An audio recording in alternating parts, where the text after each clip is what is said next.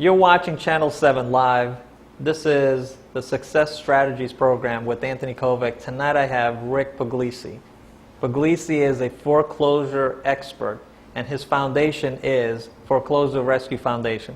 Rick, thank you for coming on, and I appreciate the time that you've taken to come out here all the way from Deltona Beach down here to Tampa and to tell the audience what needs to be done if they're in or getting close to a foreclosure situation. So tell us a little bit about the foundation. Well, first of all, thanks for having me here. I really appreciate that. And I'm very proud to be the spokesperson for the Foreclosure Rescue Foundation.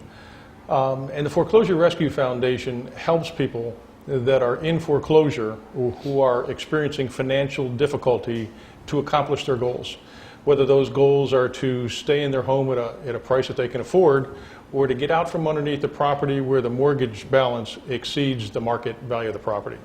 And I tell you, I am really so proud of the people that work there. They are truly, consumer advocates, and they understand the foreclosure market and how foreclosures affect people, because it affects people, very deeply. Foreclosure can be an extremely traumatic and emotionally devastating experience for homeowners. And if they don't get, the knowledge that they need about what their situation is and what their options are, it's hard for them to make good decisions about what to do with their homes. And is that one of the biggest problems, the fear factor on not knowing what to do? I mean, the process is basically foreign to a lot of people. It's not like you do it on a regular basis. Yep. But because of the market and what's happened financially in the United States, especially the financial and housing markets, people just don't know what to do. The banks just send them notices, and what do? You're calling, your bank has been bought and sold a dozen times, and your mortgages have been bought and sold 100 times. You don't even know who it is, and they're just an entity somewhere in the middle of nowhere. Very true, and the fear factor is absolutely huge. We run into a variety of people that the Foreclosure Foundation works with. Some people bury their head in the sand and hope the problem will go away. Some of them are holding out for that last-minute miracle. Others go out and try to seek out help with organizations like ours, or they try to find attorneys in order to help them out. But one of the biggest problems is that people don't realize that the banks are taking advantage of homeowners right now. They, for some reason, have the idea that because banks are these large institutions and they've been around forever, that they do everything by the book. And nothing could be further from the truth. There is a lot of fraud going on out there right now. I mean, you read about it in the newspapers every day. Let's not get too ahead of ourselves.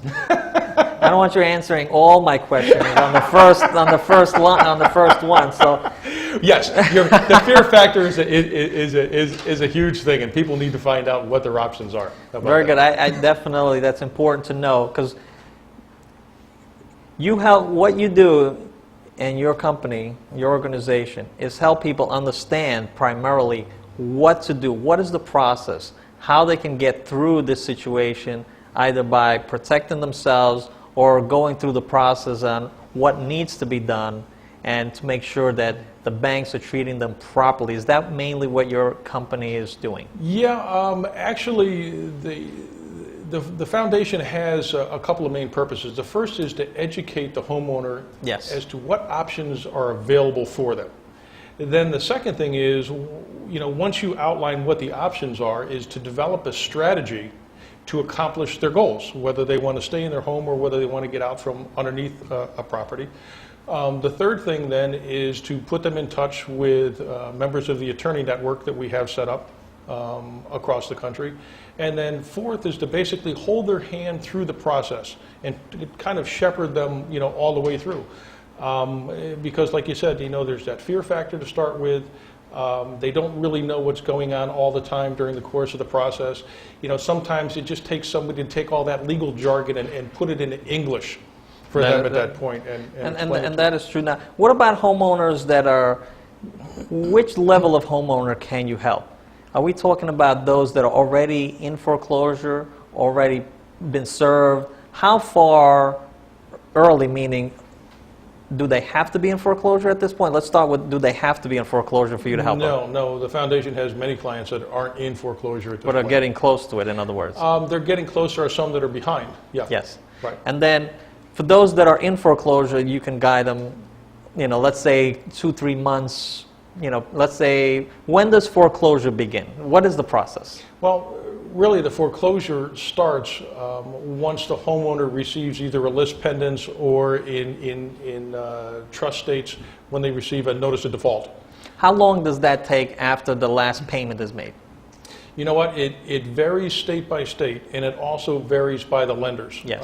There are states like Florida, for instance, where you might go 4 or 5 months, and other banks might go a year and a half. There are states like Georgia that pull the trigger very quickly. Once you're 30 or 60 days late, they can start that foreclosure process right away. So nationwide, it varies from state to state. Yep. And depending on the legalities of the state law. Sure. Now, when it comes to once they're already in foreclosure, can you help them? Oh, absolutely. So you can help them before, get them ready if they're going that direction. Mm-hmm. If they're already in the process where they're late payments, you can help guide them through that. Right. And then if they're already in foreclosure, tell us about that. Yeah, if they're already in foreclosure, and usually that's where the bulk of our clients come Okay. from. Once they receive that notice from the lender, now they know it's crunch time, and things are serious, and the lenders are just not going to go any longer without trying to foreclose on the property and recoup their investment. But the foundation has clients that are not in foreclosure, not even late. At this point, because they've heard so much about the fraud that's going on out there, that they want to take a look at their original mortgage transaction and see what's going on there, and quite possibly fire the first shot. Instead of playing defense, play offense. Go after the banks first. Ask them questions. Find out what they did. So basically, at this point, most of the clients have been jumbled up into different bundles of mortgage securities, or what are they called? What have they been called? Well, the loans have been securitized. Yes. Is basically the language, and it's a very complicated process. I can explain it to you in simpler terms if you'd like. Well, we'll get into that. I believe I have that question somewhere inside the stack of stuff, but Okay. I just wanted to know. So they've been bundled in many various ways. Mm-hmm. So a lot of the banks or the current holder of the mortgage that is filing for bankruptcy may not even have the right to do so. Is that one of the issues? You mean the ones that are filing for foreclosure? Yes. Yeah, there are many lenders out there that are filing foreclosures where they don't even own or hold the note. And because of the securitization process, it's almost impossible to find out who actually has the right to foreclose at this point. And that's basically what's caused many of the problems in the housing business. Oh, it's crazy. They took mortgages and they made sausage out of them, they just jumbled them together and they ground them all up and they put them into these securities. And I don't know if you've ever seen sausage being made or not, but yes, it's an I ugly have thing. seen it made. It's not a very pretty thing. Yeah, and you can't reverse it. I mean, once you do it, you can't turn around and bring it back into the original form that it was. And that's why things are so confusing, and that's why every homeowner should take positive steps to defend themselves, when they're in a foreclosure situation. So what about people who've been misled or possibly been misled because of the way the mortgage was structured, and it's got all kinds of addendums and sausage been put into that contract that one day you got a $500 payment and it's like $1,900 3 weeks later. Right. What's that about? Explain what's happening there. Well, in most cases, a lot of people back, especially over the last half a dozen years or so, got into these adjustable rate mortgages. But unfortunately, they didn't understand really how to do the math. That when it raises 2, 3, or 4%. The interest rate goes up like that, it doesn't affect their payment by $10, $20, $30. It affects it by hundreds of dollars every month. And in most cases, a lot of these homeowners weren't given this information, and this wasn't explained to them either before the closing or at the closing table. Now all of a sudden they get these horrendous bills from the banks and from the lenders, and they have not a clue how they got into that position. What about, now we've discussed residential. Does this also affect commercial properties? Yeah, it does affect commercial properties. How does it affect commercial properties? Well, basically the same way that it affects residential properties, only Commercial properties, there's a little bit of a difference, and the laws, again, vary state to state, but most people that invest in commercial properties are considered to be a more sophisticated type of investor. So there are foreclosure rules and regulations that will help residential properties and residential homeowners that don't actually cover people on the commercial side. Now, when you talk about commercial side, you're talking about strip malls and stuff like that? Right. Now, what about those who are investors who have properties that are basically business, investments? How does it affect those people? Investment properties are considered to be residential if they're from 1 to 4 family. So okay. Up to 4 family is considered residential. Over 4 family is considered to be commercial, even though there are people living in the properties. Even if they have 20, 30 of them? Oh, yeah. Well, as long as they're 1s or 2s or 3s or 4s, in Okay. those units, yeah, absolutely. And the foundation works with many investors that have kind of got caught up in this mortgage fiasco at this point.